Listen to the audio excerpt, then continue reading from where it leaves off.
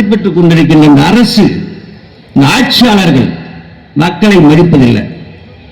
அதுக்கு மேல இங்க ஒருத்தருக்கிறாரு, மாவட்ட கழக செயலாளராக பணியாற்றிக் கொண்டிருக்கின்றார். ஒரே ஜல்லிக்கு பாருங்க, ஒரு இப்போ உதாரணத்துக்கு ஒன்று சொல்றேன், நடந்த விஷயம் என்னன்னு கேட்டீங்கன்னா, யாரோ ஒருத்தன் ஒரு லாரியை பிடிக்கிறாங்க. இங்க இதுல இந்த லாரி என்னது,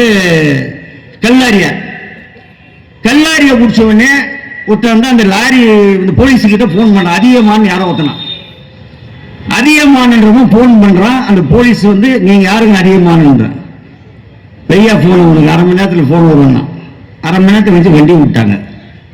அடுத்த நாள் அந்த போலீஸ்கார இந்த பேட்டர்ல இருந்து சொல்லி இதுக்கு கொண்டு போட்டாங்க. அதே ஒரே ராத்திரில யாரா இந்த அதிகமானு கேட்டா, இந்த மாவட்ட செயலாளருடைய உதவியாளர் என்று சொல்லப்படுகிறார்.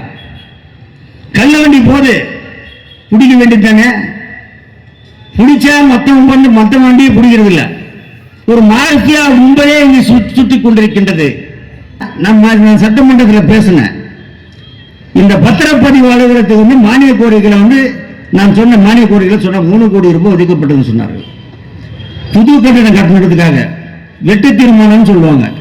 அந்த வெட்டு தீர்மானத்தை கொடுக்கும்போது அதை பதிவு செய்து கொண்டு அதை வந்து செய்யறது அரசாங்கத்துடைய கடமை, எதிர்கட்சி தான் கொடுக்க முடியும். அது 3 கோடி ரூபாய் வந்து இன்னைக்கு 2 வருஷம் ஆகுது. மானிய கோரிக்கை பக்கம் என்ன வச்சா நான் காலைல காமிக்கிற வாட்ஸ்அப்ல அனுப்புறேன்.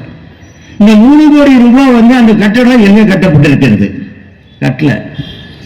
மருத்துவக் கல்லூரி அங்க வந்து சிடி ஸ்கேனுக்கு தான், இந்த ஸ்கேன் எம்ஆர்ஐ ஸ்கேனுக்கு தான் கேட்டீங்கன்னா இல்ல. நானும் அந்த மினிஸ்டர்கிட்ட சொல்லிட்டேன், பலமுறை எழுதி கொடுத்துட்டேன், பலமுறை பண்ணிட்டேன். அங்க ஒரு நோயாளி போனா அந்த எம்ஆர்ஐ ஸ்கேன் எடுக்கணும்னா இங்க இருக்கிற பழைய ஹாஸ்பிட்டலுக்கு வரணும். இந்த பழைய ஹாஸ்பிட்டலுக்கு வந்து அங்க போறதுக்குள்ள டிராபிக் எவ்வளவு இருக்குது என்னன்னு பாருங்க. இதை செய்யறான்னா பூரா ஜல்லியும் பூரா மணலையும் ஒரே ஆள் கண்ட்ரோல் வச்சுக்கலாம். பூரா ஜல்லியும் வா ஓட்டு போடுறோம் பாரு, ஜல்லி லாரிக்காரன் மணல்காரன் எல்லாம் ஓட்டு போடுவான் நினைச்சிருக்கிற. சென்ற தேர்தல் வேற, மத்திய சர்க்காருக்கு நடந்த தேர்தல், வருகின்ற தேர்தல் சட்டமன்றத்துக்கு நடந்த தேர்தல். சரி,